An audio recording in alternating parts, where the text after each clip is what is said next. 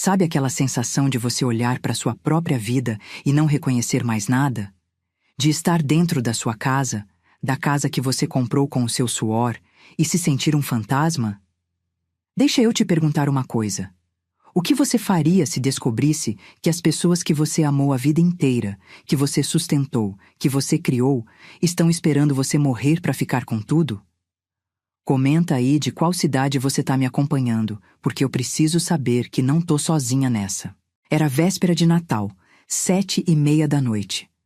Eu tava na cozinha da mansão em Alphaville, aquela cozinha enorme toda branca que a Amanda escolheu, com ilha de mármore e torneira importada, terminando de arrumar as travessas pro jantar. Minhas mãos tremiam, não de nervoso, mas de cansaço mesmo. 84 anos nas costas, sabe? O joelho direito doendo desde meio-dia. Aquela dor surda que sobe pela coxa quando você fica muito tempo em pé. Aí a Amanda entrou. Salto alto batendo no porcelanato, aquele perfume caro que ela compra no shopping com o meu cartão. Ela estava linda, vestido vermelho, cabelo escovado, unha em gel recém-feita. R$ 150 a sessão. Eu sei porque eu que pago. Luciana? Ela disse, nem sogra, nem dona Luciana. Só Luciana mesmo. A mesa tá pronta? Tá sim, minha filha. Acabei de colocar o peru. Ela olhou para mim de cima a baixo, com aquele sorrisinho que eu já conhecia. Abriu a bolsa, tirou uma caixinha embrulhada com papel de presente dourado. Olha, eu trouxe um presentinho para você. Abre agora, vai. Meu coração até deu uma apertada. Pensei, vai ver, a menina lembrou de mim. Abri a caixinha com cuidado, aquele papel era caro. Dentro tinha um crachá plástico daqueles de empresa, mas estava escrito: Luciana, empregada doméstica. Eu fiquei parada, olhando aquilo. Não saía som da minha boca.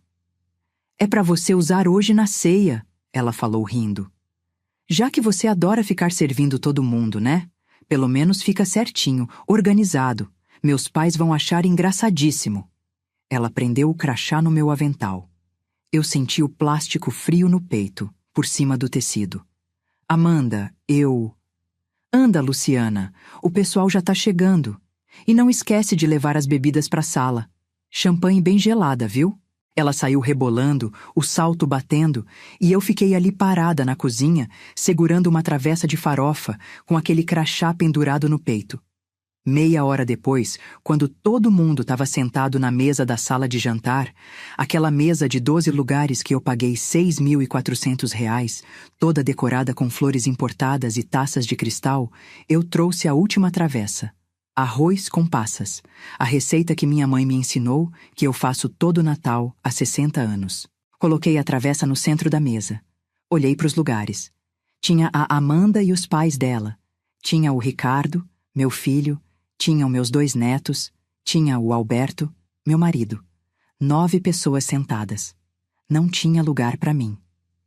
Contei de novo, passando o olho pelas cadeiras. 9 pessoas. 10 cadeiras à mesa. Uma vazia no canto, mas sem prato, sem guardanapo, sem talher. Mãe, o Ricardo falou, limpando a boca com o guardanapo de linho. Pode trazer mais gelo? Eu olhei para ele. Meu filho. 50 anos, barriga saliente por cima do cinto de couro italiano, camisa de marca, relógio brilhando no pulso, tudo que ele tinha no corpo eu que paguei. Ricardo, cadê meu lugar? Silêncio. A Amanda deu aquela risadinha. Os pais dela olharam um pro outro. Alberto mexeu no guardanapo, olhando pro prato. Mãe, o Ricardo disse, pegando a faca, a comida é pra família. A senhora pode comer na cozinha depois, tá bom? A gente precisa começar. O peru tá esfriando. Eu senti minhas pernas bambearem. Segurei na beirada da mesa. Família? Eu repeti. É, mãe. A gente tá em família aqui. A senhora entende, né? A Amanda levantou a taça de champanhe. Aquela que custou R$ 230 a garrafa. Um brinde, ela disse, olhando para os pais. A nossa família abençoada. Todo mundo ergueu as taças. Todo mundo menos eu, que estava ali de pé, com o crachá de empregada pendurado no peito, sem lugar à mesa que eu paguei, para comer a comida que eu fiz na casa que eu comprei. Eu saí daquela sala e voltei para a cozinha. Sentei num banquinho de plástico, aqueles de R$ 40 do Atacadão. Tirei o crachá. Fiquei olhando para ele, lendo e relendo. Empregada doméstica. Foi nessa hora que eu entendi uma coisa. Eu não era mais a dona daquela casa. Não era mais a mãe. Não era mais nada. Eu era só uma velha inconveniente que ainda estava viva, atrapalhando os planos deles.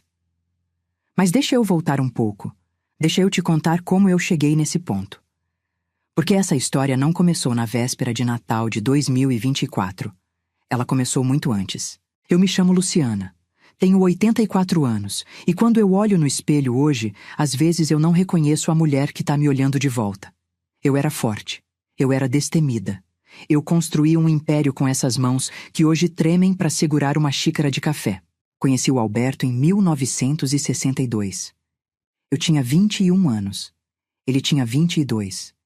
Ele era bonito, trabalhador, honesto. A gente casou na igreja do bairro, festa simples, bolo da minha tia. A gente não tinha nada. Morávamos num quartinho nos fundos da casa da mãe dele, na Muca, um bairro operário de São Paulo. Ele trabalhava numa fábrica de tecidos, ganhava um salário mixuruca. Eu lavava roupa para fora. Em 65 nasceu o Ricardo. Em 68, a Renata. Eu lembro do dia que tive a ideia do depósito. Era uma terça-feira de manhã, agosto de 71. Chovia. Eu estava no ponto de ônibus, voltando do mercadinho, com o Ricardo no braço. Ele tinha 6 anos e estava com febre, e a Renata agarrada na minha saia. Eu tinha exatos R$ 18,50 na carteira. Era tudo que sobrava do aluguel, da comida, das contas. Passou um caminhão de areia. Um daqueles velhos, cheio de lona rasgada. E eu pensei, tem tanta gente construindo nessa cidade, tanta gente reformando casa, erguendo muro, fazendo puxadinho. E areia, tijolo, cimento, madeira. Todo mundo precisa. Se eu conseguisse vender isso, direto, sem intermediário... Conversei com o Alberto naquela noite. Ele achou loucura. Mulher vendendo material de construção? Luciana, você tá doida. Mas eu insisti. Peguei emprestado R$ 700 com meu irmão. Aluguei um terreno baldio perto da Marginal, na altura do Brás. Comprei 3 metros de areia, 100 tijolos, 10 sacos de cimento. Coloquei uma placa pintada à mão.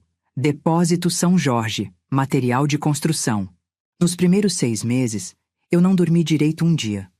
Acordava às 5 da manhã, deixava as crianças com a vizinha, ia pro depósito. Ficava lá até 9 da noite.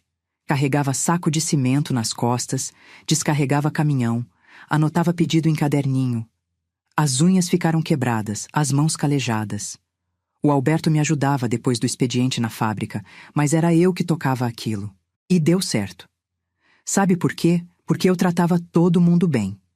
Eu lembrava o nome do pedreiro, perguntava da família, dava desconto para quem pagava à vista, anotava fiado para quem era de confiança e sempre pagava. Em 2 anos, eu já tinha 5 funcionários. Em 5 anos, a gente tinha comprado o terreno. Em 10 anos, o Depósito São Jorge era referência na zona leste de São Paulo. O Alberto deixou a fábrica em 79. Ele cuidava da parte administrativa, eu da operação. A gente era um time, a gente construiu aquilo juntos. O Ricardo cresceu no depósito. Ele brincava entre as pilhas de tijolo, ajudava a varrer o chão, entregava a nota fiscal. Eu sonhava que um dia ele assumiria tudo, que seria um homem trabalhador, honesto como o pai. Mas o Ricardo, ele sempre foi diferente. Ele não gostava de suar, não gostava de sujar a mão. Quando fez 18 anos, em 83, ele me pediu para fazer faculdade de administração. Faculdade particular, mensalidade de R$ 970. Eu paguei. Pensei, ele vai aprender a gerir o negócio direito, com conhecimento, não só na prática como eu. Ele se formou em 88. Voltou para o depósito de gravata, pasta executiva, querendo mudar tudo. Queria modernizar, profissionalizar, expandir. Mas ele não entendia nada de gente. Ele tratava os funcionários como número. Ele queria cortar o seu Luiz, que estava comigo desde 73, porque ele é velho, mãe, não rende mais. A gente brigou feio. Eu falei, Ricardo, esse homem te viu crescer. Ele carregou você no colo quando era bebê. Ele é parte dessa família. Família não paga as contas, mãe. Lucro paga. Aquilo me doeu, mas eu ainda tinha a esperança que ele ia amadurecer. Em 95, ele conheceu a Amanda. Ela trabalhava numa loja de roupas de grife no shopping Iguatemi. Unha feita, cabelo impecável, perfume caro.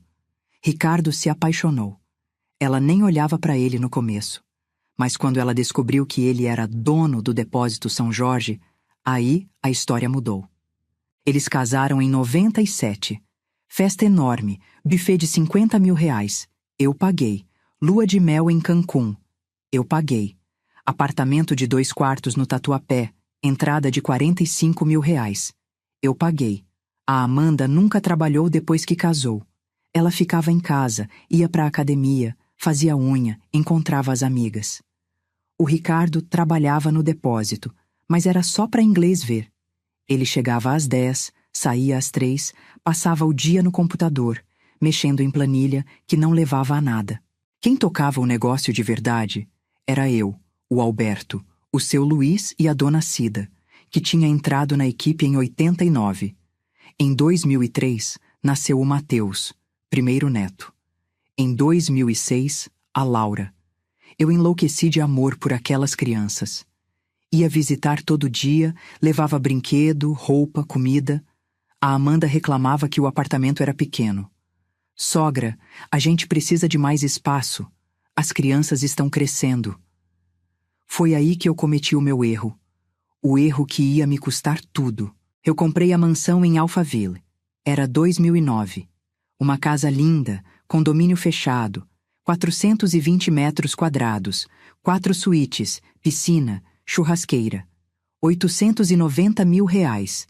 Eu dei entrada de 350 mil reais com o lucro do depósito e financiei o resto em 10 anos. Coloquei a escritura no meu nome, só no meu nome. Eu lembro que o Alberto ficou chateado. Luciana, a gente é casado há 47 anos. Por que só no seu nome? Porque eu que paguei, Alberto. Você entende. Ele ficou emburrado, mas não discutiu. A ideia era: eles moravam na casa grande, a gente ficava no nosso apartamento no Tatuapé, visitava nos fins de semana, mas a Amanda insistiu. Sogra, vem morar com a gente. A edícula tá vazia, dá um apartamento lindo. Vocês podem ajudar com as crianças, a gente fica mais junto, uma família de verdade. Eu queria. Queria ficar perto dos netos.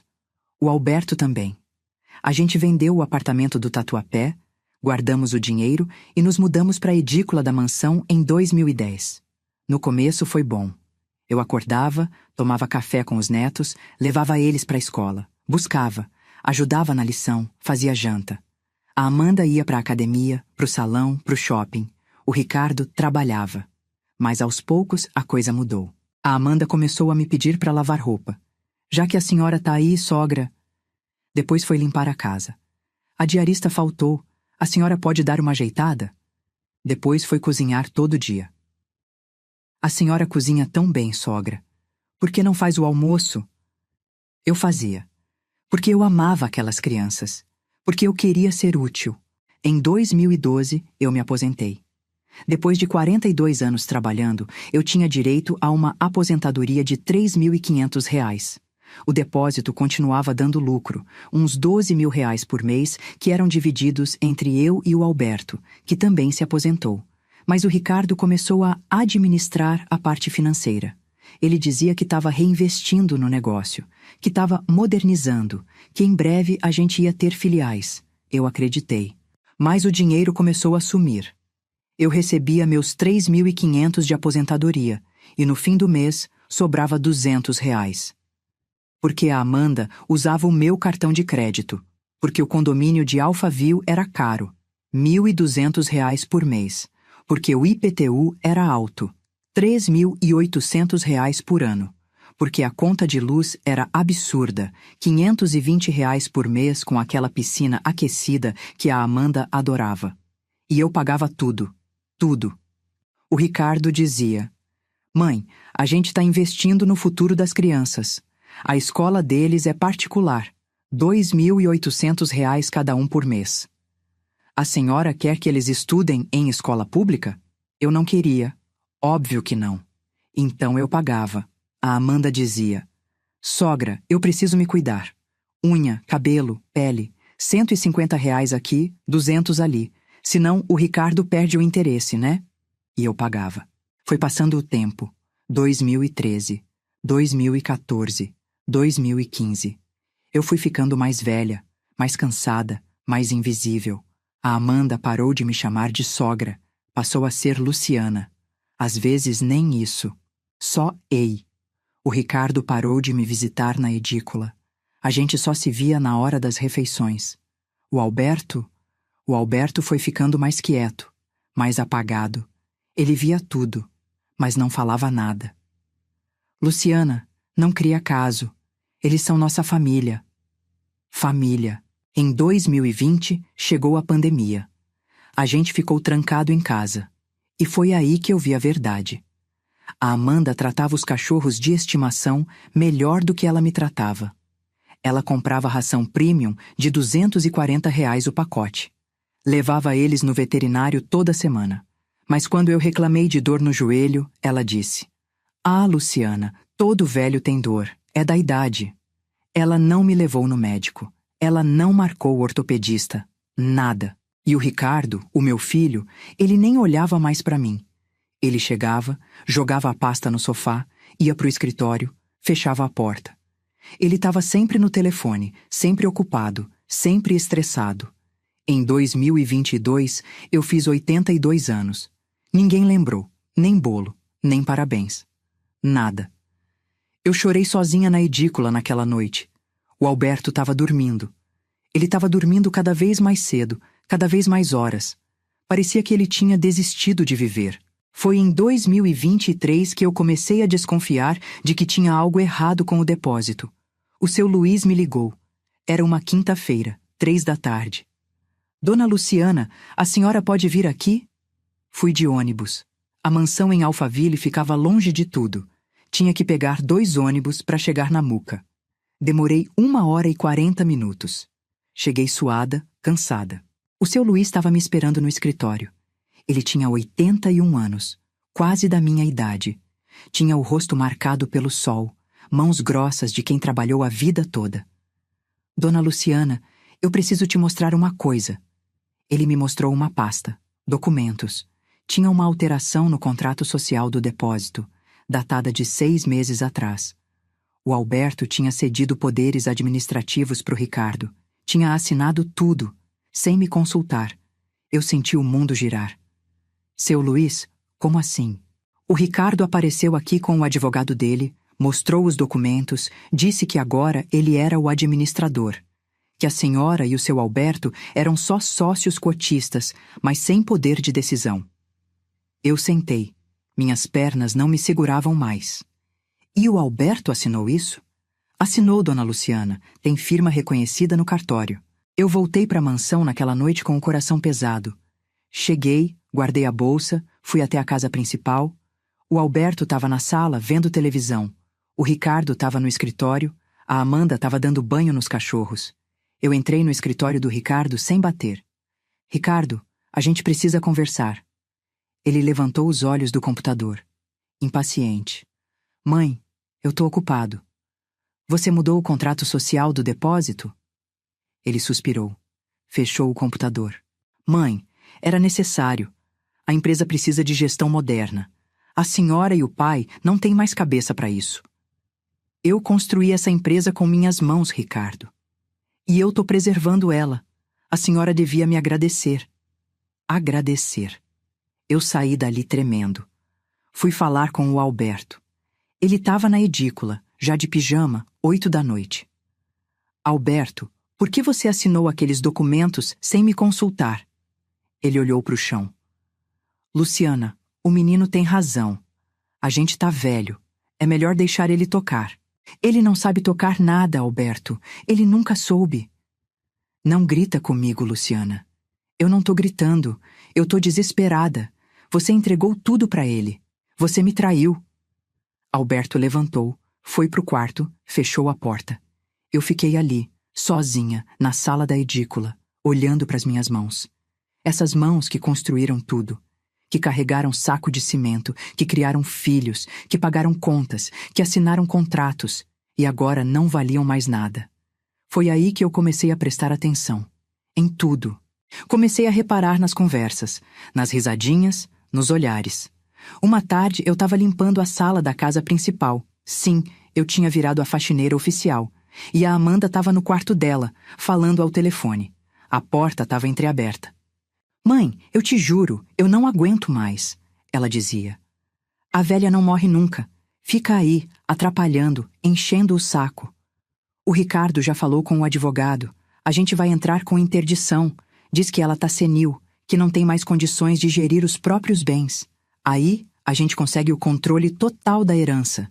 E depois, sei lá, coloca ela num asilo, numa clínica, em qualquer lugar. Ela já fez o papel dela. Agora só atrapalha." Eu larguei o pano de chão. Meu coração estava batendo tão forte que eu achei que ia explodir ali mesmo. Interdição. Asilo. Herança. Ela estava falando de mim. Saí de fininho, voltei para a edícula. Sentei na cama. Fiquei olhando para o teto. Então era isso. Eu era só um estorvo. Uma velha chata que ainda estava viva, atrapalhando os planos deles. Naquela noite eu não dormi. Fiquei pensando, calculando, lembrando. A mansão estava no meu nome. Só no meu. Eu tinha a escritura guardada, numa pasta azul, dentro do armário da edícula. O depósito... Bom, o depósito agora era mais complicado. O Ricardo tinha poderes administrativos, mas eu ainda era sócia. Eu e o Alberto. 50% cada um. Minha aposentadoria era minha, intransferível. E eu tinha uma quantia guardada. O dinheiro da venda do apartamento do Tatuapé. 140 mil reais, aplicados numa poupança antiga. Eles não sabiam disso. Então eu ainda tinha poder. Eu ainda tinha recursos. Só precisava de um plano. Na segunda-feira de manhã, 9 horas, eu liguei para o Dr. Siqueira. Ele era o advogado que tinha feito a escritura da mansão. Um homem sério, competente, de confiança. "Doutor, eu preciso de uma consulta urgente." Fui no escritório dele na terça-feira. Levei todos os documentos, contei tudo. Ele ouviu em silêncio. Quando terminei, ele ajeitou os óculos e disse: "Dona Luciana, a senhora foi vítima de violência patrimonial.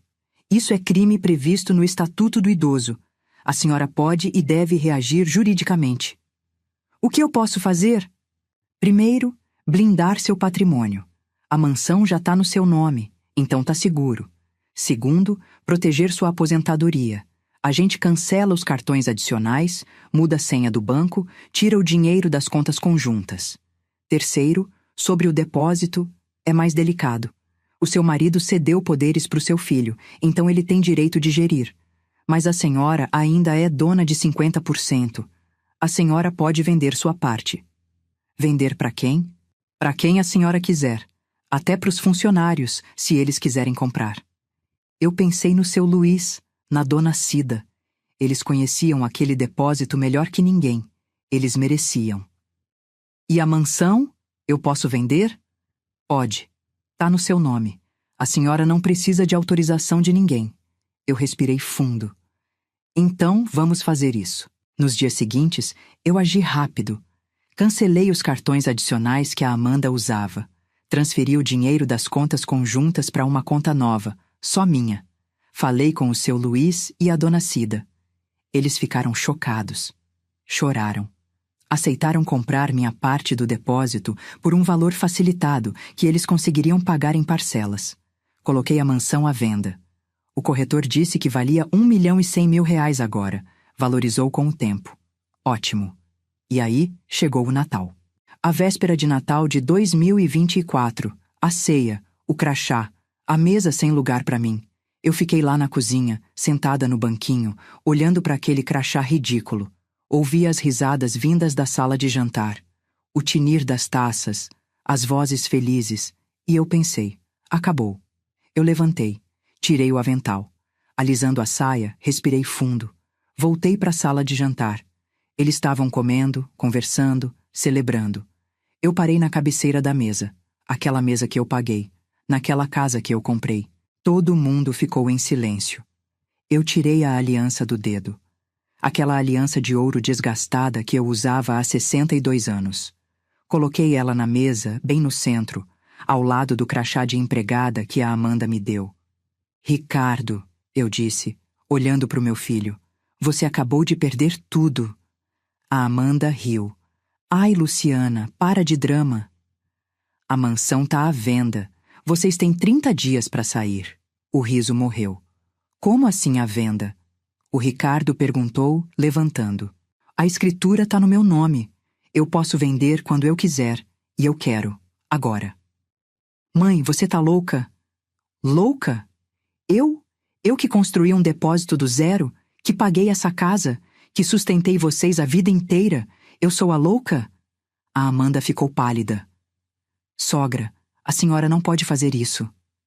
Posso sim, e já fiz. O corretor já tem 3 interessados, e mais. Minha parte do depósito eu vendi para o seu Luiz e para Dona Cida. Eles são os novos sócios do seu pai. Você, Ricardo, pode continuar gerindo, mas o lucro agora é dividido com eles, não comigo. O Ricardo sentou, atordoado. E os cartões? A Amanda perguntou, a voz fina. Cancelados. Ela começou a chorar. Aquelas lágrimas falsas que ela sabia fazer tão bem. Eu olhei para o Alberto. Ele estava olhando para o prato, quieto, sem reação. Alberto, você vem comigo ou fica com eles? Ele não respondeu. Eu peguei minha bolsa, que estava no aparador, chamei um táxi pelo telefone e saí daquela casa. Nunca mais olhei para trás. O táxi me deixou num hotel nos Jardins. Não era luxuoso, mas era limpo, seguro. R$ 180 a diária. Eu paguei 1 semana adiantado. O quarto era simples. Cama de casal, televisão pequena, banheiro com box de vidro. Sentei na beirada da cama e foi só aí que eu comecei a tremer. Tremia tanto que tive que segurar as mãos uma na outra para parar. O que eu tinha acabado de fazer? 62 anos de casamento, 50 anos de filho criado, uma vida inteira construída, e eu tinha deixado tudo para trás numa noite de Natal. Olhei para o telefone. 15 chamadas perdidas, 12 do Ricardo, 3 do Alberto, nenhuma mensagem. Só ligações. Não atendi nenhuma. Deitei de roupa mesmo, apaguei a luz e fiquei olhando para o teto escuro. Lá fora ouvia buzina de carro, gente passando na rua, a cidade que nunca dorme. E eu ali sozinha, 84 anos nas costas, sem saber direito o que ia ser do meu amanhã. Mas sabe o que eu senti? Alívio. Pela primeira vez em anos, eu não precisava acordar cedo para fazer café de ninguém. Não precisava lavar roupa de ninguém. Não precisava ouvir desaforo, piada maldosa, ser tratada como empregada na minha própria casa. Eu estava livre. Dormi pouco aquela noite, mas dormi em paz. Na manhã do dia 25 de dezembro, dia de Natal, acordei com o sol batendo na janela. 7h15 da manhã. Levantei, tomei banho demorado, sequei o cabelo com calma. Desci para o café da manhã do hotel. Pão francês quentinho, manteiga, café passado na hora, suco de laranja. Sentei sozinha numa mesinha perto da janela e comi devagar, saboreando cada garfada. Fazia tempo que eu não saboreava comida.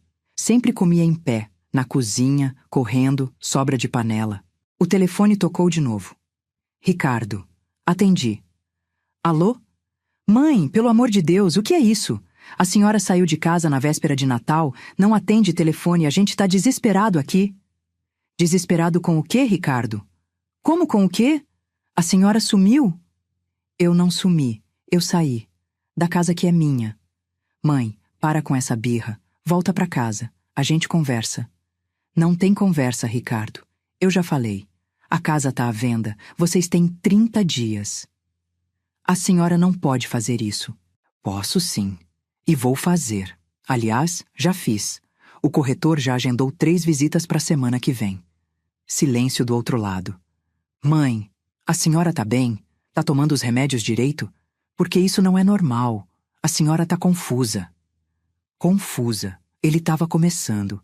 Já estava plantando a sementinha da interdição. Eu nunca estive tão lúcida na minha vida, meu filho. E se você tentar entrar com interdição, vai se dar mal. Eu já conversei com meu advogado. Eu tenho laudo médico, atestando que tô em plena capacidade mental. Pode tentar, vai perder. Desliguei na cara dele. Fiquei sentada ali, segurando o telefone. Minhas mãos não tremiam mais. Liguei pro Dr. Siqueira. Mesmo sendo Natal, ele atendeu. Doutor, eles vão tentar me interditar. Eu sei, dona Luciana. Por isso eu já preparei tudo. A senhora tem consulta marcada com a doutora Beatriz na terça-feira, 27. Ela é geriatra e psiquiatra. Vai fazer a avaliação completa. Com o laudo dela, ninguém consegue interditar a senhora. Obrigada, doutor. Dona Luciana, a senhora fez a coisa certa. A senhora foi corajosa. Desliguei e fiquei olhando pela janela do hotel. Via as pessoas passando na rua, carregando presentes, crianças de mão dada com os pais, famílias. Eu não tinha mais família. Ou melhor, a família que eu tinha me descartou. Mas eu tinha a mim mesma. E às vezes, isso precisa ser suficiente. Na terça-feira fui na consulta com a doutora Beatriz. Ela tinha uns 50 anos, cabelo curto, óculos de grau, jeito sério, mas gentil. Me fez um monte de pergunta. Testou memória, raciocínio, orientação temporal. Me pediu para fazer uns desenhos, resolver uns problemas de lógica. No final, ela sorriu. Dona Luciana, a senhora tá com a cabeça melhor que muito jovem que eu atendo. Lúcida, orientada, memória excelente. Vou emitir o laudo atestando plena capacidade civil. Saí dali com o laudo na mão. Um papel simples, mas que valia ouro. Era meu escudo contra a maldade do meu próprio filho. Nos dias seguintes, fiquei organizando minha vida nova. Abri uma conta só minha num banco diferente. Transferi todo o dinheiro que eu tinha. A aposentadoria de R$ 3.500, o dinheiro da venda da minha parte do depósito, R$ 210 mil que o seu Luiz e a Cida conseguiram pagar à vista pegando empréstimo. E a grana guardada da venda do apartamento do Tatuapé, R$ 140 mil. Somando tudo, eu tinha R$ 350 mil, mais a venda da mansão que ia render em torno de R$ 1.100.000. R$ 1.450.000. Parecia muito dinheiro. Mas eu sabia que precisava ser cuidadosa. Com 84 anos, eu não sabia quanto tempo ainda tinha. Precisava fazer esse dinheiro durar. Precisava me planejar. Fui num banco, conversei com um gerente. Ele me sugeriu aplicar em CDB, renda fixa, coisas seguras. Ia render uns R$ 4.000 por mês, mais minha aposentadoria, R$ 7.500 mensais. Dava para viver bem. Não ia ser luxo, mas ia ser digno. E dignidade era tudo o que eu precisava. No começo de janeiro de 2025, a mansão foi vendida. Um casal jovem, ele médico, ela advogada. Pagaram R$ 1.080.000 à vista. Fechei negócio rapidinho. O doutor Siqueira cuidou de tudo. Escritura, transferência, documentação. No dia 10 de janeiro, Ricardo e Amanda receberam a notificação de despejo. Eles tinham 15 dias para sair. O Ricardo me ligou naquele dia. Tava chorando. Mãe, a senhora tá fazendo isso mesmo? A senhora vai deixar seus netos na rua? Você que deixou, Ricardo, quando decidiu me tratar como empregada, quando conspirou para me interditar, quando esqueceu que eu sou sua mãe. Eu nunca esqueci. Esqueceu sim. Você esqueceu de tudo. Esqueceu de quem te criou, de quem pagou sua faculdade, sua festa de casamento, seu apartamento, sua vida inteira. Você e aquela mulher só queriam meu dinheiro. Agora não tem mais. A gente vai ficar sem teto, mãe. Arruma um emprego, Ricardo. Trabalha. É o que gente de verdade faz. Desliguei. Não senti pena. Senti raiva. Raiva de ter demorado tanto para enxergar. A Amanda tentou uma última cartada. Ela apareceu no hotel onde eu estava. Não sei como descobriu. O porteiro me ligou no quarto perguntando se eu autorizava a visita. Não autorizo. Mas ela tá chorando aqui embaixo, dona Luciana. Diz que é urgente. Desci. Ela estava na recepção, de óculos escuros, mesmo sendo dia nublado. Cara inchada de tanto chorar. Roupa amarrotada. Cabelo preso de qualquer jeito. Nunca tinha visto a Amanda assim. Sempre impecável. Sempre produzida. Luciana, por favor. Ela disse quando me viu. A gente precisa conversar. Não temos assunto. Tem sim, pelo menos pelos seus netos. Você vai fazer isso com eles? Eu não tô fazendo nada com eles. Quem fez foi você.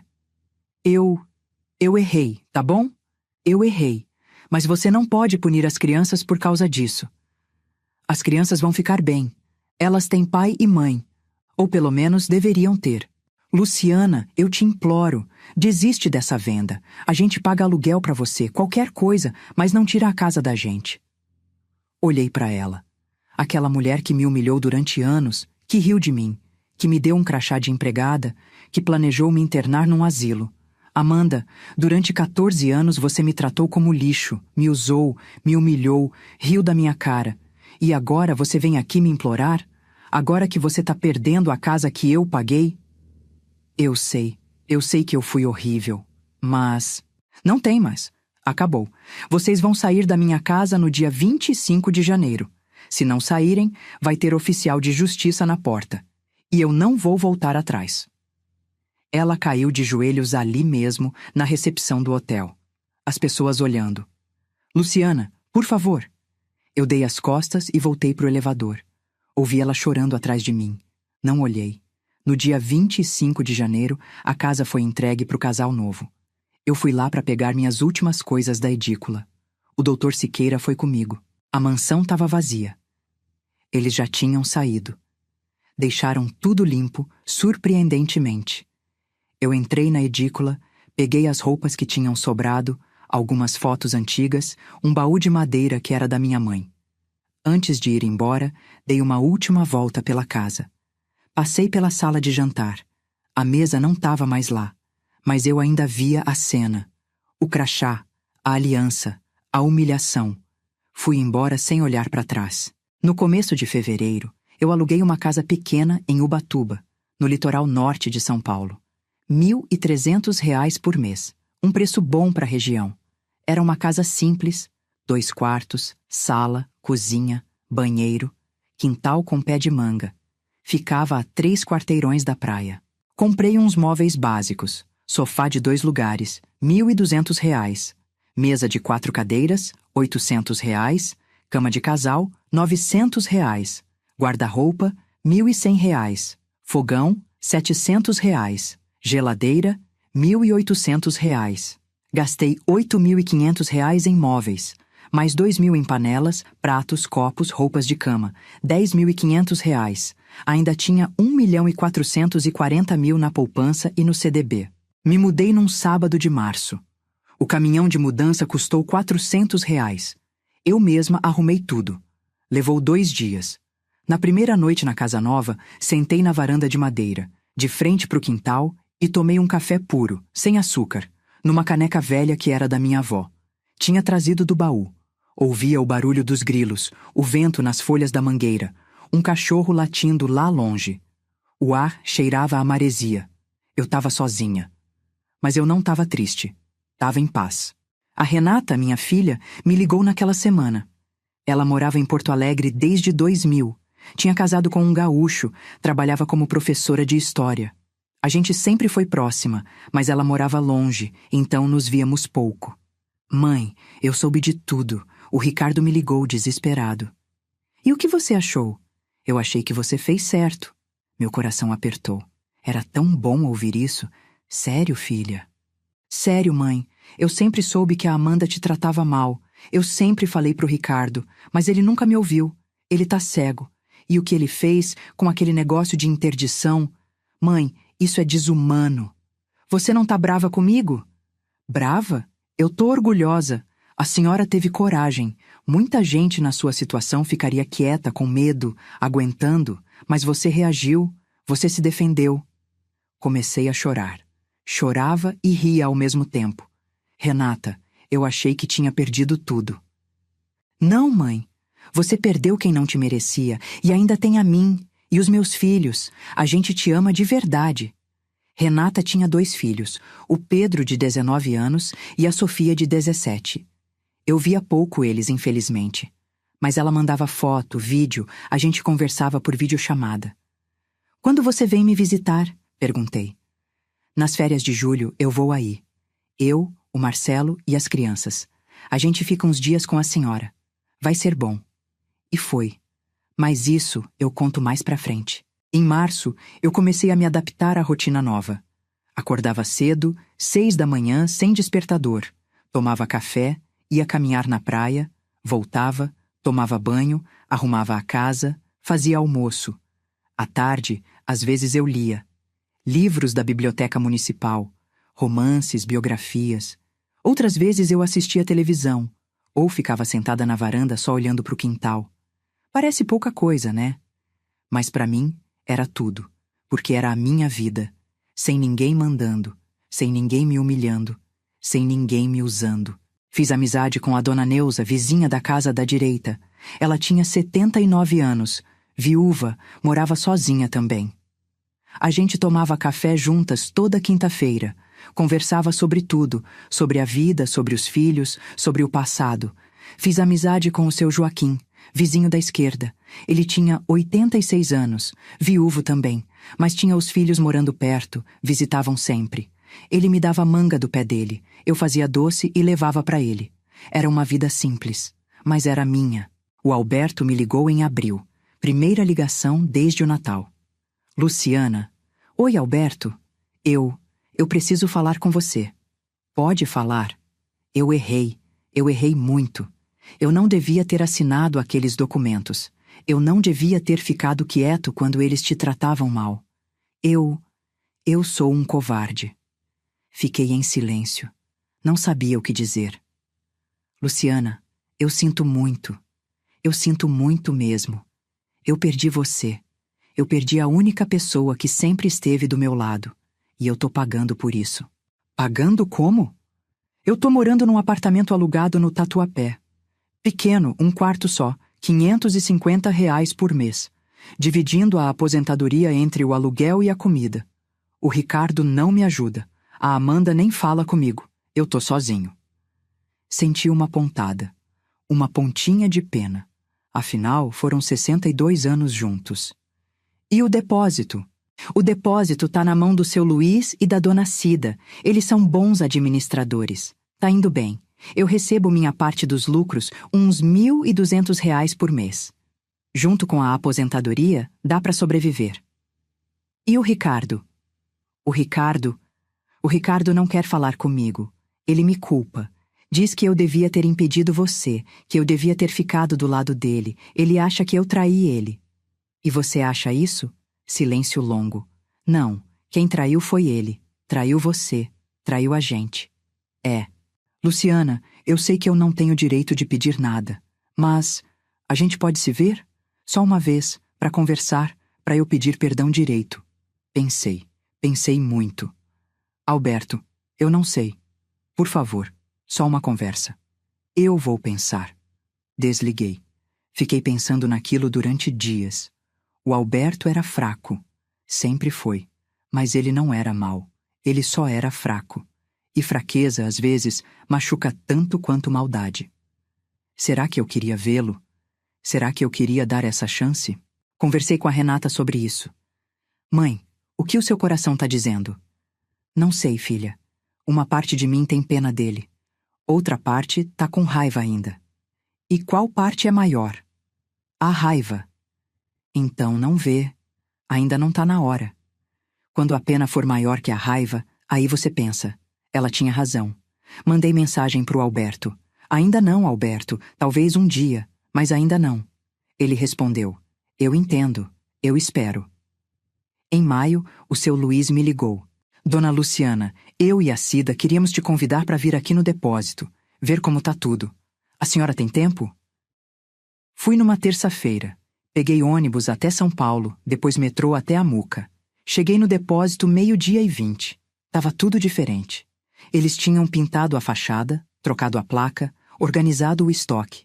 Tinha mais funcionários, uns 3 novos. Tudo limpo, arrumado, funcionando. Dona Luciana, olha só, o seu Luiz disse orgulhoso. A gente tá crescendo. Mês passado vendemos R$ 18.000 a mais que o mês anterior. Vocês estão fazendo um ótimo trabalho. A dona Cida me abraçou forte. Ela estava com os olhos cheios d'água. Dona Luciana, se não fosse a senhora, a gente não estaria aqui. A senhora acreditou na gente, nos deu essa chance. Vocês mereciam. Vocês sempre mereceram. Almoçamos juntos numa marmitaria ali perto. Eles insistiram em pagar. R$ 25 cada marmitex, eles pagaram os 3. Conversamos sobre tudo. Sobre o depósito, sobre a vida, sobre o Ricardo. O Ricardo aparece por aqui? Perguntei. Aparece. Uma vez por semana, mais ou menos. Mas ele não manda em nada. A gente que decide tudo. Ele só assina uns papéis, porque ainda tem a parte administrativa no nome dele. Mas poder mesmo, não tem. E ele reclama? Reclama. Mas a gente não liga. Ri. Era bom saber que eles estavam bem, que o depósito estava em boas mãos. Voltei para Ubatuba naquela tarde, de ônibus, 4 horas de viagem. Cheguei cansada, mas feliz. Em junho, comecei a sentir umas dores no peito. Não era forte, era só uma pressão, uma coisa estranha. Fui no postinho de saúde de Ubatuba. O médico me examinou, mediu a pressão, pediu eletrocardiograma. Dona Luciana, a senhora está com a pressão alta, 160/100. Isso é perigoso. Ele me receitou remédio. Losartana, R$ 15 a caixinha. E me mandou fazer uns exames no hospital. Fiz. Eletro, sangue, urina. Deu tudo alterado. Colesterol alto, triglicérides alto, glicose na beirada. A senhora precisa cuidar melhor da saúde, o médico disse. Menos sal, menos gordura, mais exercício e tomar o remédio certinho. Fiquei assustada. 84 anos e agora vinha a doença? Mas pensei, é normal. Todo mundo dessa idade tem alguma coisa. Comecei a tomar o remédio, mudei a alimentação, parei de comer torresmo, linguiça, coisas que eu sempre amei. Passei a comer mais salada, mais fruta, mais peixe. Era ruim? Era. Mas eu queria viver. Queria aproveitar essa liberdade nova que eu tinha conquistado. Em julho, a Renata veio me visitar, como prometeu. Ela, o Marcelo, o Pedro e a Sofia. Ficaram uma semana. Foi maravilhoso. A gente ia na praia todo dia. Os meninos adoraram. A Sofia aprendeu a surfar. O Pedro ficava jogando frescobol com o avô. Não, peraí. O Alberto não estava lá. O Pedro jogava frescobol com o Marcelo. À noite, a gente fazia janta junto. Eu cozinhava, a Renata ajudava. A gente conversava, ria, contava histórias. Num desses jantares, a Renata perguntou: Mãe, você tá feliz? Tô, filha. De verdade? De verdade. Pela primeira vez em muito tempo, eu tô feliz de verdade. E você não sente falta? Da casa grande? Do conforto?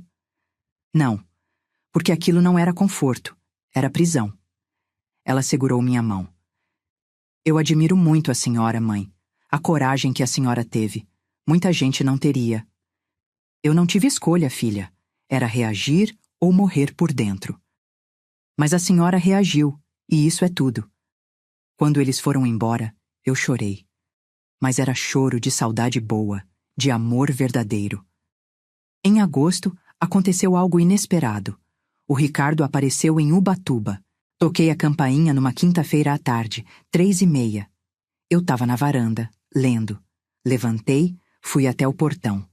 Era ele, magro, muito mais magro que da última vez que eu tinha visto. Barba por fazer, roupa amassada, olheiras fundas. Oi, mãe. Fiquei parada, segurando o portão. O que você tá fazendo aqui, Ricardo? Eu precisava te ver. Como você descobriu onde eu tô? A Renata me contou. Silêncio. Posso entrar? Pensei muito. Toda a fibra do meu corpo gritava: não, manda ele embora, ele não merece. Mas outra parte, pequena, fraca, dizia: ele é seu filho. Abri o portão, ele entrou. Olhou para casa, para a varanda, para o quintal. É simples. E é meu. Sentamos na varanda. Ofereci água. Ele aceitou. Bebeu devagar, olhando para o copo, sem falar nada. Ricardo, o que você quer? Ele respirou fundo. Eu vim pedir perdão. Não respondi. Eu sei que eu não mereço. Eu sei que eu te tratei mal, que eu fui ingrato, que eu quebrei tudo que a gente tinha. Mas eu preciso que você saiba que eu me arrependo. Todos os dias eu me arrependo. Arrependimento não muda o que você fez. Eu sei, mas é tudo que eu tenho para oferecer. Olhei para ele. Meu filho, o bebê que eu segurei no colo, o menino que eu levava para a escola, o rapaz que se formou e que eu aplaudia, orgulhosa. Onde tinha dado errado? Ricardo, me diz uma coisa. Por quê? Por que você fez isso? Por que você deixou que a Amanda me tratasse daquele jeito? Por que você planejou me interditar? Ele abaixou a cabeça.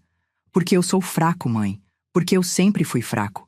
E a Amanda, ela é forte, ela manda, e eu deixo. Isso não é desculpa. Eu sei que não é, mas é a verdade. E agora? Como você tá vivendo? Ele deu um sorriso amargo. Mal.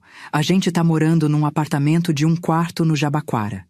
R$ 900 de aluguel. Eu consegui emprego num escritório de contabilidade. R$ 2.200 por mês. A Amanda não trabalha ainda. Ela tá procurando. Os meninos continuam na escola particular, mas agora com bolsa. E tá difícil, mãe. Tá muito difícil. A gente não tem dinheiro pra nada. Mal dá pra pagar as contas. Não senti pena. Senti nada. E você quer o quê? Que eu te ajude? Não. Não vim pedir dinheiro. Eu vim pedir perdão. Só isso. Perdão não paga conta, Ricardo. Eu sei, mas eu preciso disso. Preciso que você me perdoe, porque eu não consigo viver com esse peso. Fiquei em silêncio, olhando para as minhas mãos. Essas mãos velhas, cheias de manchas, de veias salientes. Ricardo, eu não sei se eu consigo te perdoar. Não agora. Talvez um dia, mas não agora. Ele começou a chorar. Ali mesmo, na minha frente. Um homem de 50 anos chorando feito criança. Mãe, eu sinto tanto. Eu sinto tanto. Não abracei ele, não consolei, só fiquei olhando. Ricardo, você precisa ir embora agora. Ele limpou o rosto com as costas da mão, levantou.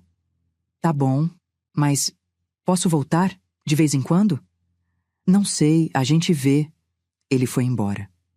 Eu fiquei sentada na varanda, olhando o portão fechado, ouvindo o som dos passos dele se afastando. E chorei. Chorei porque ainda doía. Chorei porque eu ainda amava aquele homem, mesmo depois de tudo. Chorei porque eu queria poder perdoar, mas ainda não conseguia. Setembro chegou com aquele vento gelado que vem do mar. Eu acordava de manhã e a casa estava fria. Precisava colocar um casaco por cima do pijama. As janelas de madeira emperravam com a umidade. Eu tinha que forçar para abrir. Mas eu gostava. Gostava daquele cheiro de maresia que entrava pela casa, daquele barulho de onda quebrando lá longe. No dia 12 de setembro, uma terça-feira, o Alberto me ligou de novo. Luciana, por favor, me dá uma chance. Suspirei. Fazia 5 meses que a gente não se via. Alberto, eu sei que eu não mereço. Mas eu preciso falar com você, pessoalmente, não por telefone. Fiquei em silêncio pensando. A pena já estava maior que a raiva?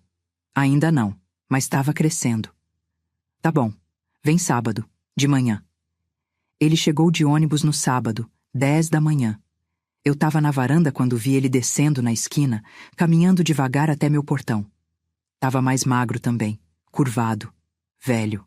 A gente envelhece junto. Mas às vezes a gente só percebe quando olha de longe. Abri o portão. Ele entrou, olhou para mim. Os olhos dele encheram d'água. Oi, Luciana. Oi, Alberto. Sentamos na varanda. Fiz café, servi 2 xícaras, coloquei na mesinha de plástico entre a gente. Ele pegou a dele com mão trêmula, tomou um gole. Você tá bem? Ele perguntou. Tô. E você? Não, Luciana, eu não tô bem. O que tá acontecendo? Ele olhou pro quintal, pro pé de manga, pro céu azul. Eu tô sozinho, completamente sozinho. O Ricardo não fala comigo. A Amanda me odeia. Os netos nem sabem quem eu sou mais. Eu moro num apartamento pequeno, escuro, sem graça. Eu acordo, tomo café, vejo televisão, durmo. Todo dia a mesma coisa. Eu não tenho mais nada, Luciana. Nada. Você tem a sua aposentadoria, tem a parte do depósito. Dinheiro não é nada quando você está sozinho. Você sabe disso. Fiquei quieta. Eu sabia sim. Mas eu também sabia que solidão a gente escolhe às vezes. E ele tinha escolhido. Alberto, você quer o que de mim? Quero você de volta. Meu coração apertou. Volta. Alberto, eu sei que eu estraguei tudo, que eu fui covarde, que eu escolhi o lado errado, mas eu te amo, Luciana. 62 anos juntos, isso tem que valer alguma coisa. Valia. Até você assinar aqueles documentos sem me consultar. Até você ficar quieto quando eles me humilharam. Até você escolher o seu filho em vez de mim. Eu escolhi errado. Escolheu. Mas eu quero consertar. Deixa eu consertar. Tomei um gole do café. Tava amargo. Esqueci de colocar açúcar. Como, Alberto? Como você vai consertar? O que você pode fazer agora? Eu posso ficar do seu lado. De verdade. Dessa vez de verdade. E se o Ricardo aparecer de novo? E se ele te pedir alguma coisa? Você vai ter coragem de dizer não? Ele abaixou a cabeça. Vou. Eu juro que vou. Você jurou 62 anos atrás que ia ficar comigo na alegria e na tristeza. E na primeira tristeza de verdade, você me abandonou. Luciana, por favor. Levantei. Fui até a beirada da varanda, fiquei olhando para o quintal. Uma manga caiu da árvore. Fez um barulho surdo no chão. Alberto, eu não sei se eu consigo confiar em você de novo. Então me deixa tentar. Me deixa provar. Virei para ele. Como? Me deixa vir morar aqui, com você. Eu pago metade de tudo. Metade do aluguel, metade das contas, metade da comida. Eu ajudo na casa. Eu faço o que você mandar. Só me dá uma chance. Fiquei olhando para ele. Aquele homem que eu amei a vida inteira. Que era fraco, mas não era mau. Que tinha errado, mas estava arrependido. Será que eu queria isso? Será que eu estava pronta? Eu preciso pensar. Quanto tempo? Não sei. O tempo que eu precisar. Ele levantou, veio até mim, segurou minhas mãos. As mãos dele estavam geladas. Luciana, eu vou esperar o tempo que for, mas por favor, pensa com carinho. A gente ainda pode ter uns anos bons juntos. A gente ainda pode ser feliz. Será? Ele foi embora naquela tarde. Eu fiquei pensando por dias. Conversei com a Renata. Mãe, o que o coração da senhora está dizendo? Está dizendo que eu ainda amo ele, mas está dizendo também que eu tenho medo. Medo do quê? De ele me decepcionar de novo. E se decepcionar? Aí eu mando ele embora. Então pronto. A senhora tem o controle agora, mãe. Não é como antes. Agora a casa é da senhora. O dinheiro é da senhora. A vida é da senhora. Se ele pisar na bola, a senhora manda ele embora. Simples assim. Ela tinha razão. No dia 28 de setembro, mandei mensagem pro Alberto. Pode vir, mas com uma condição. Se você me decepcionar de novo, é a última vez. Entendeu? Ele respondeu em 5 segundos. Entendi. Obrigado, Luciana. Obrigado. Ele se mudou na primeira semana de outubro. Trouxe as coisas dele em 2 malas velhas. Roupas, alguns livros, um radinho de pilha, fotos antigas. Foi estranho no começo. A gente dormia no mesmo quarto, mas em lados opostos da cama. Cada um com seu cobertor. Cada um no seu canto. A gente conversava pouco. Bom dia, boa noite, o café tá pronto. Precisa de alguma coisa. Mas aos poucos, muito aos poucos, a gente foi se aproximando de novo. Ele começou a ajudar na casa. Lavava a louça, varria o quintal, ia no mercado. Não reclamava de nada. Fazia tudo o que eu pedia. À noite, a gente sentava na varanda, tomava chá, via as estrelas. Uma noite, ele segurou minha mão. Eu deixei. Outra noite, ele disse: Eu sinto tanto a sua falta, Luciana. Mesmo estando aqui do seu lado, eu sinto falta de como a gente era antes. A gente não pode voltar a ser como era antes, Alberto. Aquilo acabou. Então, vamos ser outra coisa. algo novo. Olhei para ele. Você acha que dá? Eu acho que a gente pode tentar. E a gente tentou. Em novembro, o Ricardo apareceu de novo, sem avisar. Tocou a campainha num domingo de tarde. O Alberto estava na sala, vendo o jogo. Eu fui atender. Ricardo. Oi, mãe. Eu posso entrar? Olhei para trás. O Alberto tinha levantado, estava parado na porta da sala, olhando. Pode. Ricardo entrou. Olhou para o pai. Os dois ficaram se encarando. Pai. Ricardo. Silêncio pesado. Sentamos os três na varanda. Ninguém falava. Até que o Ricardo disse: Eu vim falar com vocês dois. Eu preciso que vocês saibam que eu errei com vocês. Com os dois. Eu sei que pedir desculpa não vai mudar nada, mas eu preciso falar. Eu preciso que vocês saibam. O Alberto olhou para mim. Eu olhei para ele. Ricardo, eu disse. Da última vez que você veio, você pediu perdão. E eu disse que não estava pronta. Ainda não tô. Eu sei, mãe. Eu não vim cobrar nada. Eu só vim dizer que eu tô tentando mudar. Tô tentando ser diferente. Diferente como? Eu comecei terapia. 2 vezes por semana. R$ 120 cada sessão. Tá pesado, mas eu tô pagando. Porque eu preciso entender por que eu fiz o que eu fiz. Por que eu deixei que a Amanda me manipulasse. Por que eu fui tão cruel com você. Aquilo me pegou de surpresa. Você tá fazendo terapia? Tô. Faz 2 meses. E tá doendo, mãe.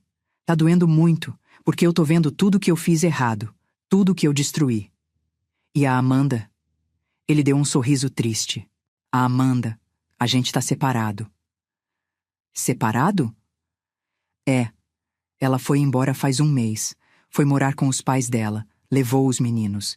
Disse que não aguenta mais essa vida. Que ela merece mais. E você? Eu fiquei sozinho, no apartamento, trabalhando, pagando as contas, tentando sobreviver.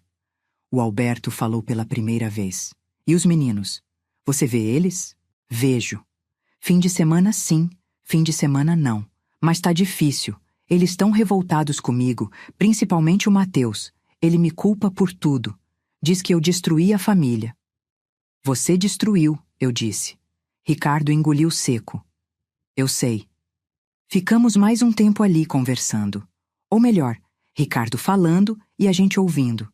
Ele contou da terapia, do trabalho, da solidão. Ele estava diferente, mais humilde, mais quebrado. Quando ele foi embora, o Alberto me perguntou: Você acha que ele está mudando de verdade? Não sei, só o tempo vai dizer. Você vai dar uma chance para ele? Não sei, ainda não sei. O Alberto segurou minha mão. Eu dei uma chance para o nosso casamento. Você deu uma chance para mim. Talvez um dia você consiga dar uma chance para ele também. Talvez, mas ainda não. Dezembro chegou rápido. O calor voltou, aquele calor úmido do litoral. A casa ficava abafada. Eu ligava o ventilador velho que fazia barulho, mas pelo menos refrescava. No dia 15 de dezembro, eu e o Alberto tava na varanda, tomando suco de manga que eu tinha feito com as frutas do quintal, quando o portão se abriu. Era a Amanda. Sozinha. Ela tava diferente também. Cabelo natural, sem escova, roupa simples, uma blusa branca e uma calça jeans. Sem maquiagem, sem salto. Luciana, ela disse parando na beirada da varanda. Levantei. Amanda, eu posso falar com a senhora? Olhei para o Alberto. Ele levantou. Eu vou lá para dentro. Deixo vocês conversarem. Ficamos sozinhas. Eu e Amanda, sentadas na varanda. O vento balançando as folhas da mangueira. Ela ficou muito tempo quieta. Até que disse: Eu vim pedir desculpa. Não respondi. Eu sei que eu não tenho desculpa pro que eu fiz. Eu te tratei como lixo. Eu te humilhei. Eu usei você e eu planejei coisas horríveis contra você. Eu mereço todo o ódio que você sente de mim. Eu não sinto ódio, Amanda. Eu sinto decepção. Ela olhou para mim, os olhos vermelhos. Eu tô falida, Luciana. Financeiramente e emocionalmente. Eu perdi tudo. A casa, o conforto, o casamento. Eu tô morando com os meus pais num apartamento de 2 quartos, dividindo quarto com os meus filhos. Meu pai me cobra todo dia. Diz que eu arruinei minha vida, e ele tá certo. E você quer o quê? Que eu tenha pena? Não. Eu quero que você saiba que você tinha razão. Sobretudo, eu era fútil, egoísta, cruel. E agora eu tô pagando. E eu mereço. Fiquei olhando para ela. Aquela mulher que foi minha tortura durante 14 anos, que riu de mim, que me deu um crachá de empregada. Mas agora ela estava ali, quebrada, humilhada como ela me humilhou. Eu devia sentir satisfação, mas não senti. Senti só vazio. Amanda, o que você quer? De verdade? Ela respirou fundo. Eu queria que você me ensinasse. Ensinasse o quê? A sobreviver, a recomeçar. Você fez isso. Você perdeu tudo e recomeçou. Eu não sei como. Eu não sei viver sem dinheiro, sem conforto, sem nada. Olhei para as minhas mãos. Mãos velhas, calejadas, fortes. Amanda, eu sobrevivi porque eu sempre soube trabalhar. Eu nunca dependi de ninguém para me sustentar. Você nunca trabalhou de verdade na sua vida. Eu sei. Mas eu quero aprender. Eu consegui um emprego, numa loja de roupas, R$ 1.400 por mês. É pouco, mas é o começo. E eu quero fazer dar certo. Eu quero ser diferente. Por quê? Por que agora? Porque eu olho para os meus filhos e eu vejo que eles estão virando o que eu era. Egoístas, superficiais. E eu não quero isso. Eu não quero que eles sejam como eu fui. Fiquei em silêncio.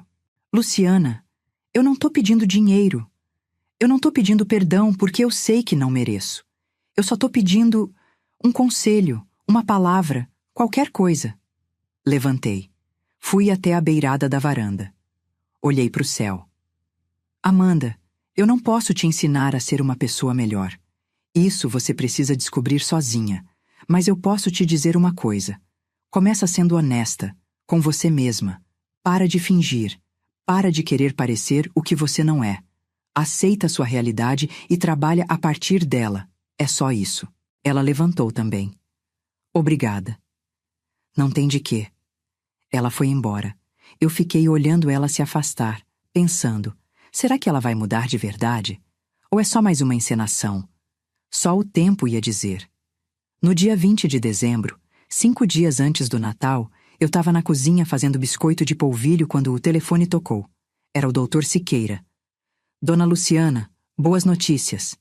Que boas notícias? O Ricardo entrou com pedido de interdição contra a senhora em março, lembra? Lembrava. Ele tinha tentado. E...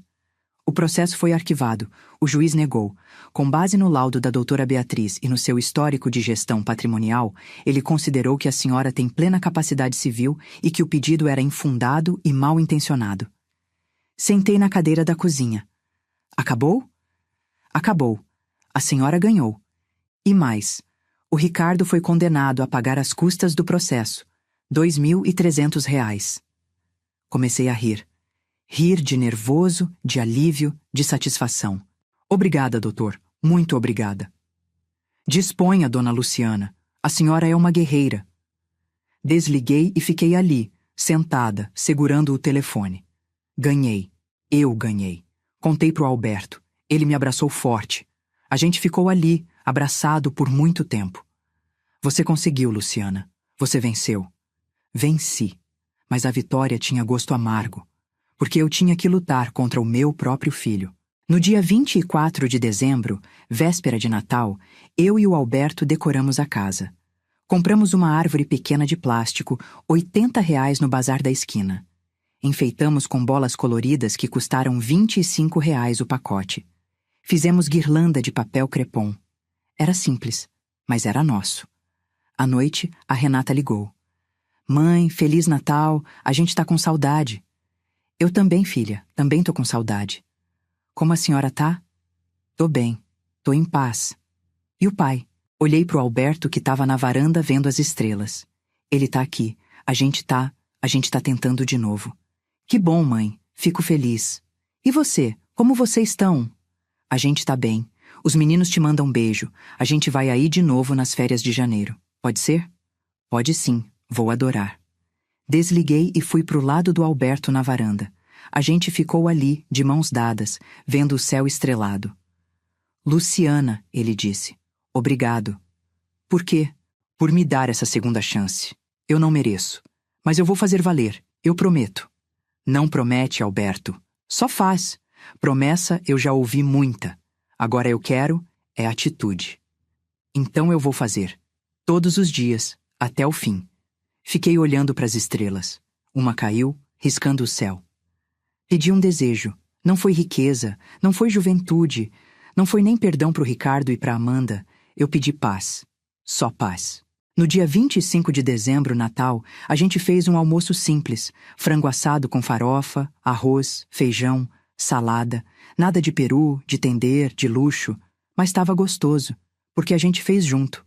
Porque a gente comeu com calma, conversando, rindo. À tarde, o portão se abriu. Era o Ricardo. Ele estava com uma sacola na mão. Oi, mãe. Oi, pai. Oi, filho.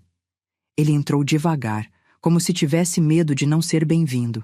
Eu trouxe um bolo, de chocolate. Fiz eu mesmo. Não ficou muito bom, mas...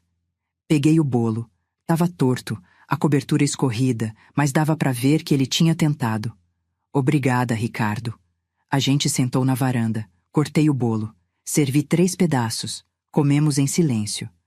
O bolo estava seco, um pouco queimado embaixo. Mas eu comi até o fim, porque era a primeira coisa que meu filho tinha feito para mim, em muito tempo. Quando ele foi embora, eu e o Alberto ficamos sentados na varanda, vendo o sol se pôr.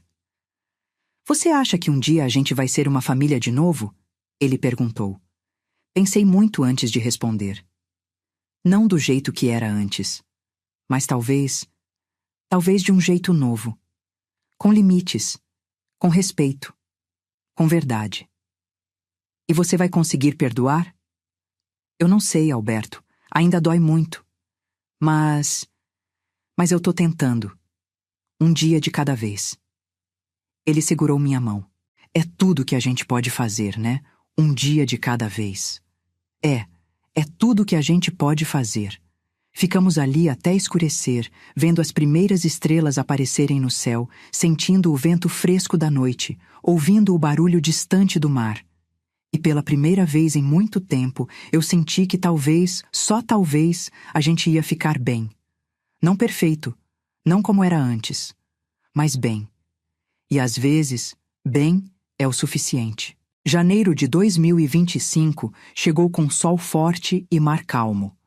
Eu acordava cedo todo dia, 6 da manhã, abria as janelas e deixava o ar entrar. O Alberto fazia café enquanto eu arrumava a cama. A gente tomava café junto na varanda, sem pressa, vendo os passarinhos no quintal. Era uma rotina simples, mas era nossa.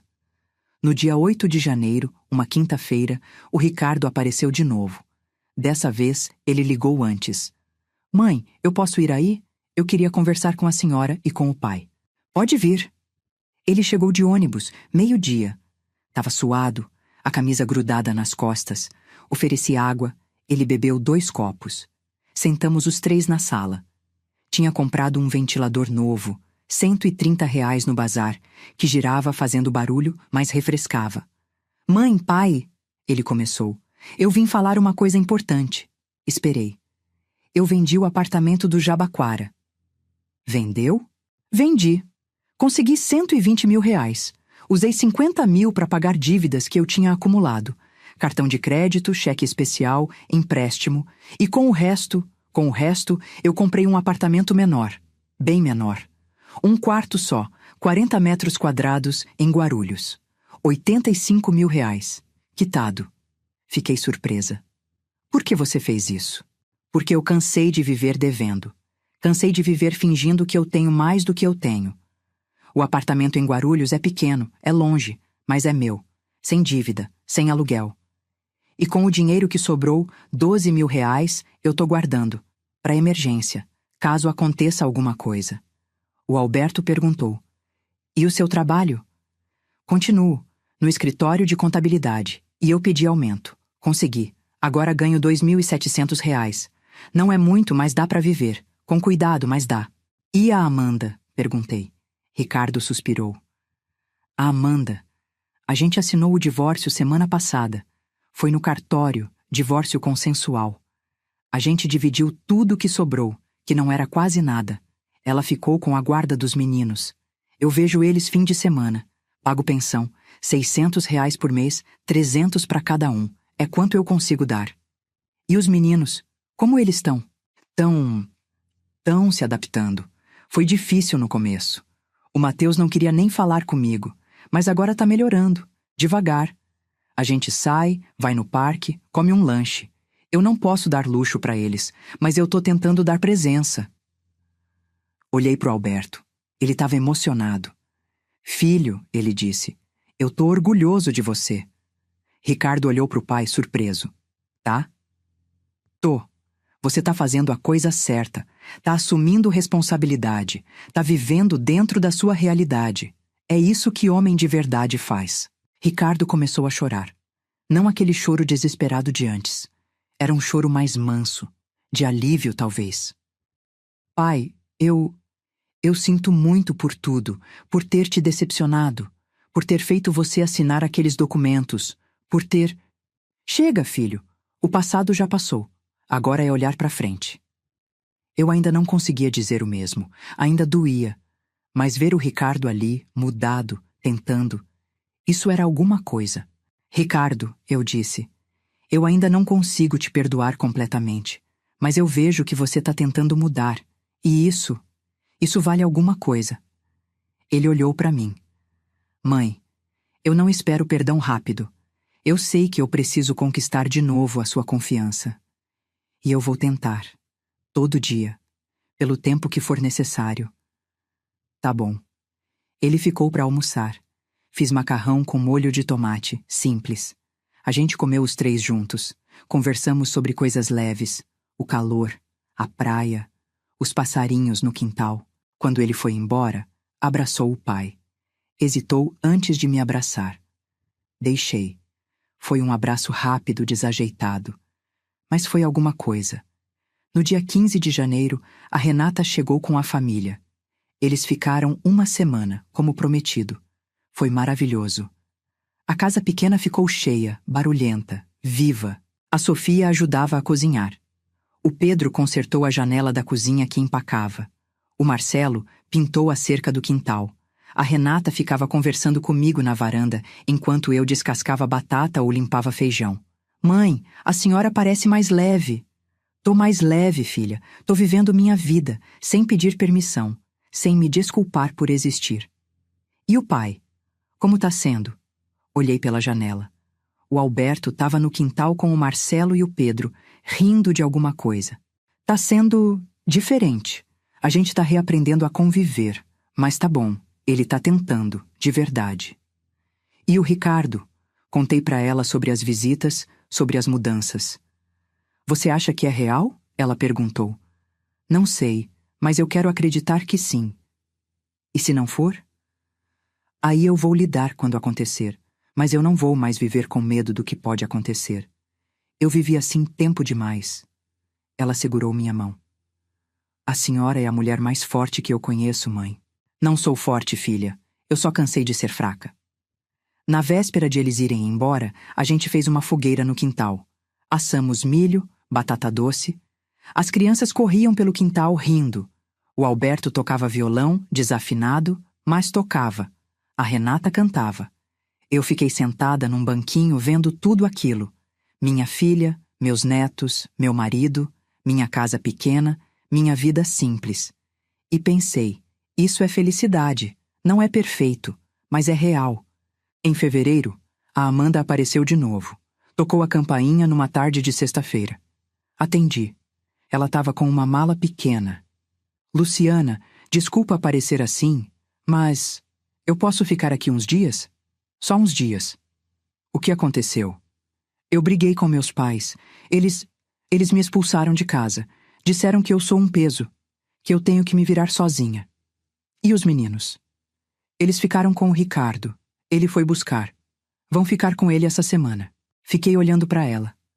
Amanda, a mulher que me humilhou, que riu de mim, que me deu um crachá de empregada E agora estava ali, na minha porta, pedindo abrigo. Eu devia sentir satisfação. Devia mandar ela embora. Devia bater a porta na cara dela. Mas eu olhei nos olhos dela e vi o que eu tinha visto em mim mesma 1 ano atrás. Desespero, medo, solidão.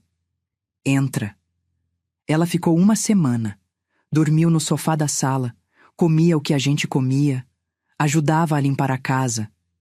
A gente não conversava muito, mas uma noite, estava só eu e ela na varanda, o Alberto tinha ido dormir cedo, ela disse: Luciana, eu nunca vou conseguir me perdoar pelo que eu fiz com você. Então, não se perdoa, só não faz de novo. Eu tô tentando ser diferente, mas é tão difícil, eu não sei fazer nada, eu não sei viver sem dinheiro. Você tá aprendendo, todo mundo tem que aprender alguma hora. Você me odeia? Pensei antes de responder. Não, eu não te odeio, Amanda. Eu te peguei raiva sim, mas ódio cansa, e eu já cansei de carregar peso. Ela começou a chorar.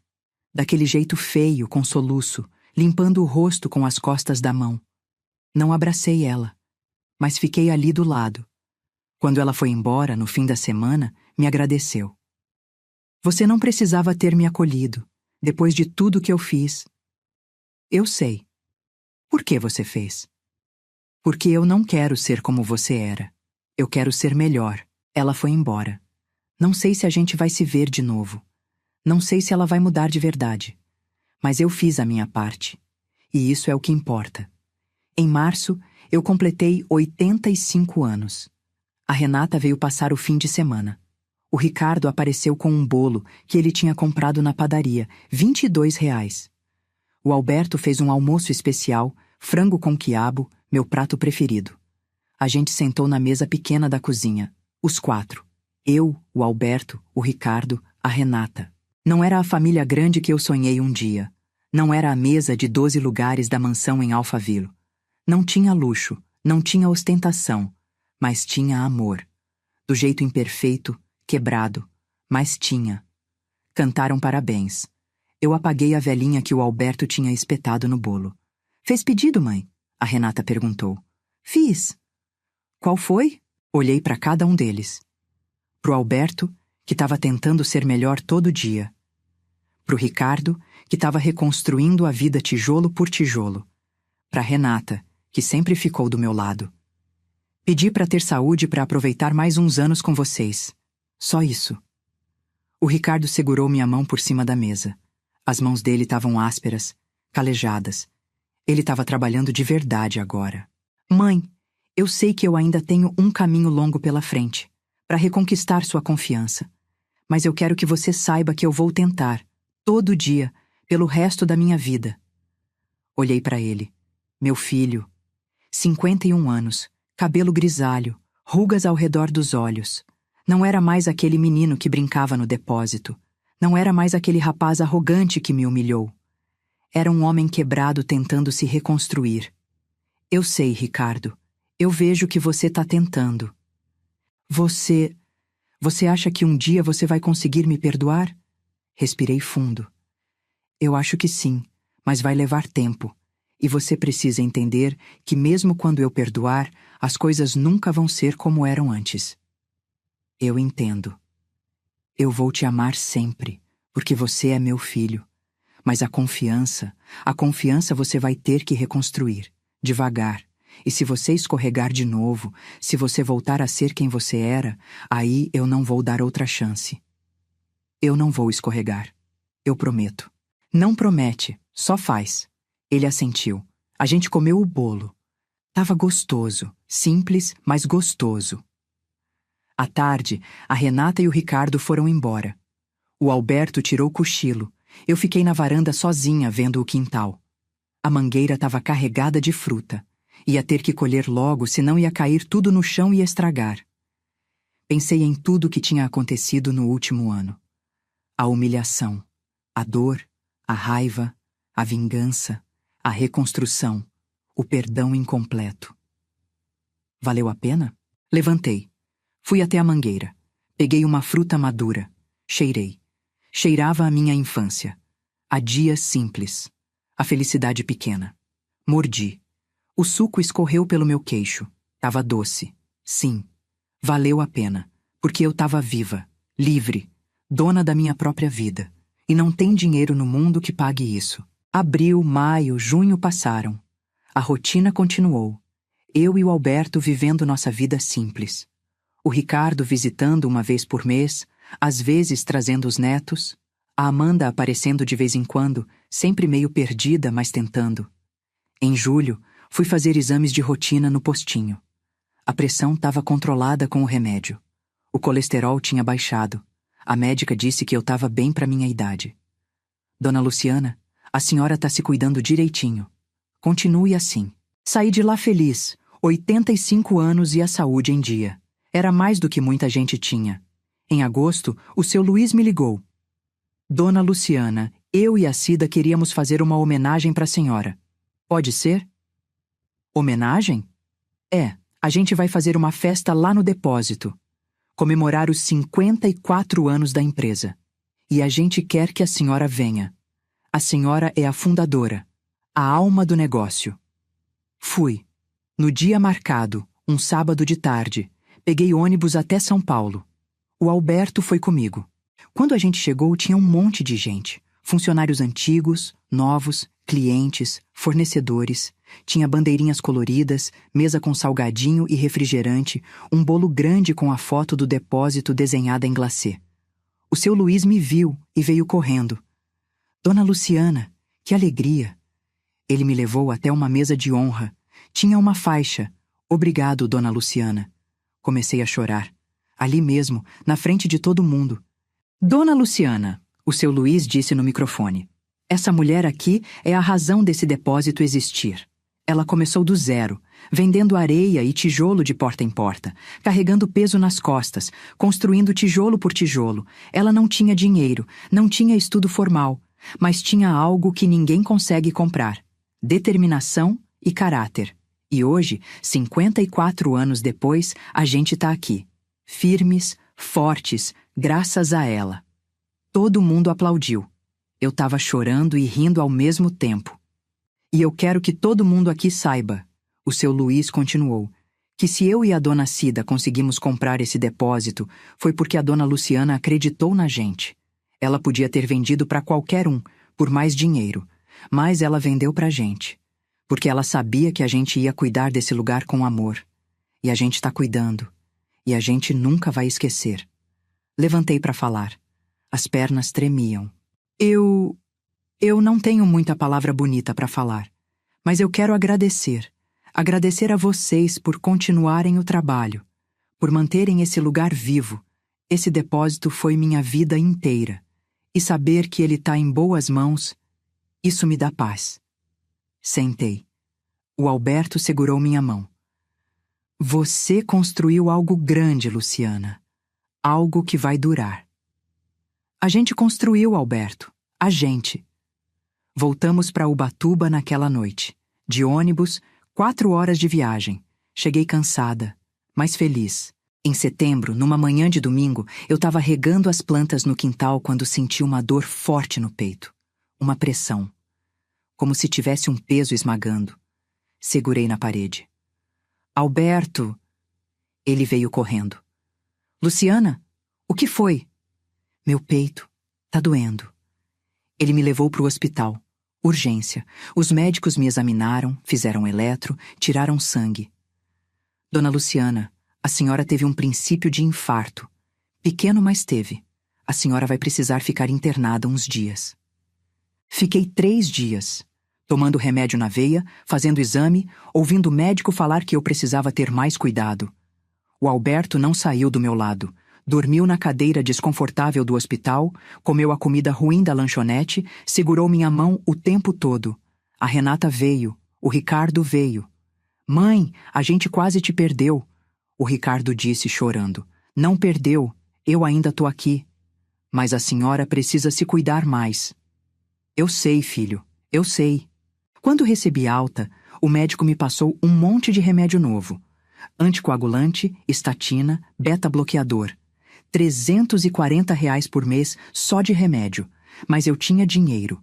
E tinha plano de saúde que o Alberto tinha conseguido para nós dois, R$ 190 por mês cada um. Voltei para casa. A casa pequena em Ubatuba, com a mangueira no quintal, com as janelas que empacam, com o sofá velho da sala. E pensei, eu podia ter morrido. Podia ter ido embora sem ver tudo isso, sem ter essa segunda chance de vida. Mas eu tô aqui. Ainda tô aqui. Dezembro chegou de novo. Um ano inteiro tinha passado desde aquela noite de Natal, desde o crachá, desde a humilhação, desde a decisão que mudou minha vida. No dia 24 de dezembro, véspera de Natal de 2025, a gente fez uma ceia pequena. Eu, o Alberto, a Renata com a família, o Ricardo com os meninos. A Amanda não veio. Mandou mensagem dizendo que ia passar o Natal com uma amiga. Tudo bem. Cada um no seu caminho. A mesa era pequena. Não dava para todo mundo sentar de uma vez. Então a gente comeu em turnos. Primeiro os adultos, depois as crianças. Não tinha peru recheado. Tinha frango assado. Não tinha tender. Tinha uma pernil que o Alberto tinha feito. 3 quilos, R$ 38 o quilo. Não tinha champanhe de R$ 200. Tinha refrigerante de 2 litros, R$ 4,50 cada. Mas tinha alegria. Tinha conversa. Tinha risada. E tinha respeito. Ninguém me tratou como empregada. Ninguém me deu crachá. Ninguém me mandou comer na cozinha. Eu estava sentada à mesa. Na minha casa. Com minha família. Como uma pessoa. Como uma matriarca. Como eu sempre deveria ter sido tratada. Depois da janta, a gente sentou na varanda. As crianças brincavam no quintal. Os adultos conversavam. O Ricardo se aproximou de mim. Mãe, eu queria te dar uma coisa. Ele me entregou um envelope. Abri. Dentro tinha uma foto antiga. Eu e ele. Ele devia ter uns 10 anos. A gente estava no depósito, os dois sujos de cimento, rindo para a câmera. Eu achei essa foto outro dia, guardada numa caixa velha, e eu olhei para ela e lembrei de como você era feliz naquela época, trabalhando, construindo, e como eu era feliz do seu lado. Passei o dedo na foto. Meus olhos encheram d'água. A gente era feliz mesmo. E eu estraguei tudo, por ganância, por fraqueza, por burrice. Olhei para ele. Mas agora você tá reconstruindo, do jeito certo. Tô tentando. E eu queria que você soubesse que eu vou passar o resto da minha vida tentando ser digno de você. Da mulher incrível que você é. Segurei a mão dele. Ricardo, eu ainda não te perdoei completamente. Ainda dói, mas eu tô chegando lá. Devagar, no meu tempo. É tudo que eu posso pedir. A gente ficou ali, de mãos dadas, olhando as crianças brincando no quintal. À meia-noite, quando o ano virou, quando 2026 começou, a gente abraçou todo mundo. O Alberto me abraçou e disse: Mais um ano ao seu lado, Luciana. Obrigado. A Renata me abraçou e disse: Te amo, mãe. Você é minha heroína. O Ricardo me abraçou e disse: Feliz ano novo, mãe. Obrigado por não ter desistido de mim. E eu, com 85 anos nas costas, com o coração remendado, com a vida reconstruída, olhei para o céu estrelado e pensei: eu consegui. Eu sobrevivi. Eu lutei.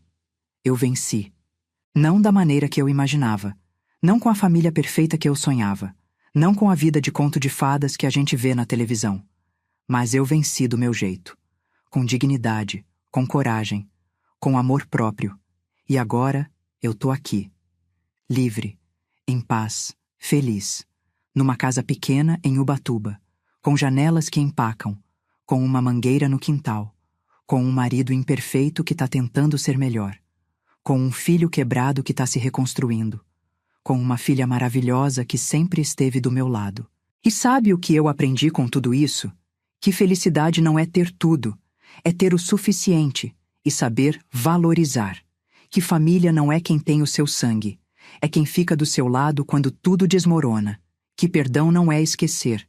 É conseguir lembrar sem que doa tanto. Que recomeçar não tem idade. Tem coragem. E que eu, Luciana, com 85 anos, viúva em vida durante muito tempo, humilhada, explorada, quase destruída. eu ainda tô de pé. E enquanto eu tiver um fôlego de vida, eu vou continuar de pé, porque eu não sou mais aquela mulher que aceitava migalha, que engolia desaforo, que se fazia pequena para caber no espaço que os outros deixavam. Eu sou Luciana, a mulher que construiu um império com as próprias mãos, que perdeu tudo e reconstruiu, que foi traída e sobreviveu, que foi humilhada e se levantou. E essa mulher nunca mais vai se curvar para ninguém.